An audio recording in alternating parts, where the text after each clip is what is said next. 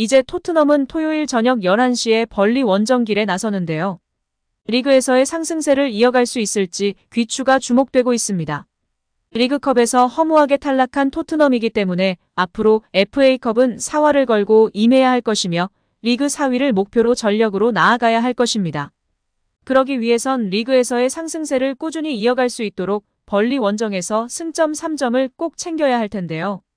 손흥민 선수는 지난 맨체스터 유나이티드전과 본머스전에서는 각각 키패스 4개를 기록하면서 토트넘 공격의 핵심 역할을 수행했습니다. 아직 골은 없지만 손흥민이 여전히 토트넘 공격에서 큰 비중을 차지하고 있음을 알 수 있는 대목이었는데요.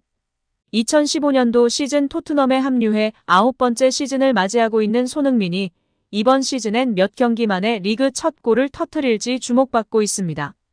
손흥민이 가장 빨리 리그 첫 골을 기록한 때는 2021년도 시즌 1라운드 맨체스터 시티전이었습니다. 가장 늦게 리그 첫 골을 기록한 때는 2018년도 시즌 13라운드 첼시전이었습니다. 리그 첫 골과 함께 다득점을 터뜨린 때는 4라운드, 2라운드, 8라운드 등이었는데요. 손흥민 선수의 지난 8시즌 평균 리그 첫 골을 기록한 때는 약 56라운드입니다. 그리고 이번 벌리에서 골을 터뜨리면 EPL 개인 통산 104호 골을 기록, 세계적인 스타 날강도 크리스티아누 호날두를 제치게 됩니다. 세계적인 축구선수 호날두의 EPL 개인 통산 득점 기록을 넘어서게 되면서 다시금 주목받을 수 있을지 벌리전에 대한 팬들의 기대와 관심이 높은 상황입니다. 여기에 현지 매체 풋볼런던에서는 벌리전 손흥민의 득점 확률이 높을 것으로 예측하고 있는데요. 매체는 벌리는 이번 시즌 승격팀으로 프리미어리그 적응에 애를 먹고 있다. 아스톤빌라전과 맨시티전에서 뒷공간을 쉽게 내주면서 실점을 많이 하고 있다. 라인을 높이 올리고 강한 압박을 구사하는 팀이지만 현재 프리미어리그 팀들에게는 먹히지 않고 있다. 손흥민과 같은 발 빠른 공격수가 있는 토트넘에겐 벌리의 뒷공간 공략이 쉬울 수 있으며 벌리는 손흥민의 뒷공간 침투에 철저히 대비해야 할 것이다. 보도했습니다. 최근 재미있는 공격 축구를 선보이다 리그컵에서 충격패를 당한 토트넘인데요. 여기에 토트넘 공격수 히샬리송이 부상으로 출전이 불투명한데요. 이런 상황에서 손흥민이 최전방 원톱으로 나설 가능성이 높아지고 있습니다. 엔제 포스테코글루 감독은 이번 주 경기를 앞두고 가진 기자회견에서 히샬리송은 발목에 약간의 타격을 받았다. 어느 정도인지는 잘 모르겠다고 히샬리송의 발목 부상에 대해 언급했습니다. 정확한 부상 소식이 알려지지 않았지만 만약 정도가 심하다면 히샬리송은 벌리전 출전이 불투명한데요. 지난해 토트넘에 합류한 뒤로 히샬리송의 부진은 계속됐지만 포스테코글루 감독은 시즌이 개막하고 히샬리송을 최전방에 꾸준히 기용해 왔습니다. 영국 매체 스포츠몰에서도 부상을 당한 히샬리송 대신 손흥민이 중앙에 출전할 수 있다는 가능성을 제시했습니다. 매체는 포스테코글루 감독은 히샬리송의 부상 문제에 대해 자세히 설명하지 않았다. 만약 히샬리송이 토요일 경기에 나올 수 없다면 19살 대인 스칼렛이 그를 대체할 수 있다. 다만 아직 경험이 부족하기 때문에 대신 손흥민이 히샬리송의 역할을 소화할 수 있다고 전망했습니다. 손흥민은 이번 시즌 승격한 벌리의 좋은 기억도 가지고 있는데요. 2019년도 시즌 푸스카스상을 받은 손흥민의 환상적인 70m 드리블 골은 벌리를 상대로 터졌던 골입니다. 만약 히샬리송이 내일 경기에 출전하지 못한다면 손흥민이 최전방에서 대신 활약할 가능성이 높은 상황입니다. 한편 영국 가디언이 잉글랜드 프리미어리그에서 경쟁력을 보여주고 있는 아시아 선수들을 조명하면서 손흥민이 활약에 걸맞은 평가를 받지 못하고 있다고 전했습니다. 매체는 손흥민과 미토마는 노력과 재능을 갖췄음에도 마땅한 존경을 받지 못한다며 특히 손흥민은 종종 세계에서 가장 과소평가된 선수로 묘사된다고 지적했습니다. 가디언은 아시아는 여전히 좋은 선수들이 나오는 곳으로 여겨지지 않으며 일본 또한 보편적으로 축구 강국으로 평가되지 않는다고 설명했습니다. 일본 선수들은 마케팅 능력도 덤해져서 우리보다 훨씬 많은 선수들이 해외파로 활동하고 있는 실정인데요. 일단 우리 국내 선수들은 마케팅 능력보다는 실력 우선으로 해외에 진출하고 있는 상황입니다. 이번에 U20 월드컵에서 활약한 배준호 선수도 잉글랜드 2부 리그 스토크시티 이적이 유력한 상황이라고 하는데요. 우리 선수들이 모두 제대로 평가받고 좋은 활약을 펼쳤으면 좋겠습니다.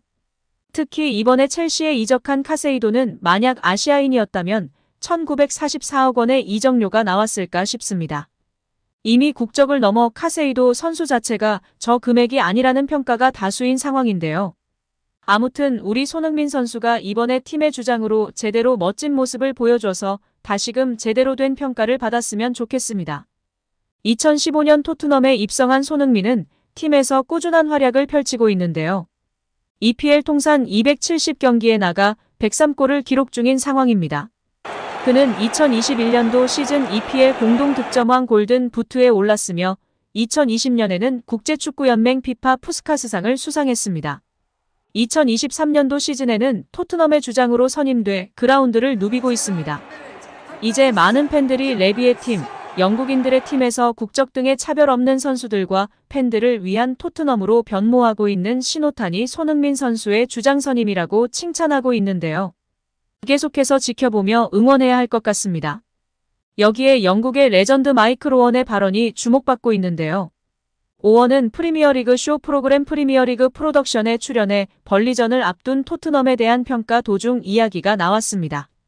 오원은 리버풀, 뉴캐슬 유나이티드, 맨체스터 유나이티드 등 다양한 EPL 클럽에서 활약하며 EPL 통산 150골을 터뜨렸던 공격수였는데요.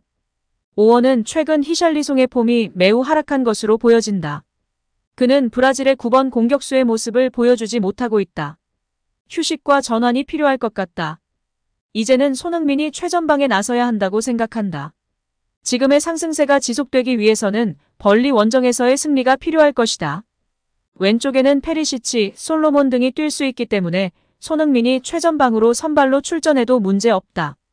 이전 경기의 기록들도 손흥민이 얼마나 잘해왔는지 보여주고 있다.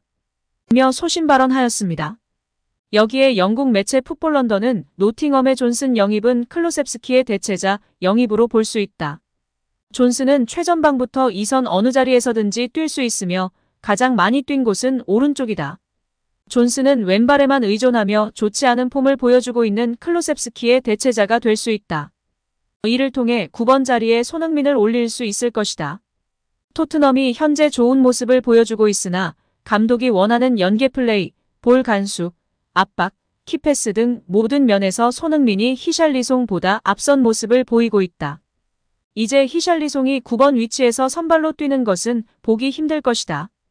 토트넘이 이러한 상승세를 타기 위해서는 골을 더 많이 넣어야 하고 골을 넣기 위해서는 9번 자리에 손흥민이 있어야 손흥민의 장점이 배가 된다는 사실을 포스테코글루 감독도 알고 있다. 이번 존슨 영입에 사활을 거는 이유다. 라며 보도하였고 많은 팬들이 공감과 지지를 보내고 있습니다. 오늘 영상은 여기까지입니다. 시청해주셔서 감사드립니다. 구독과 좋아요 잊지 않으셨죠?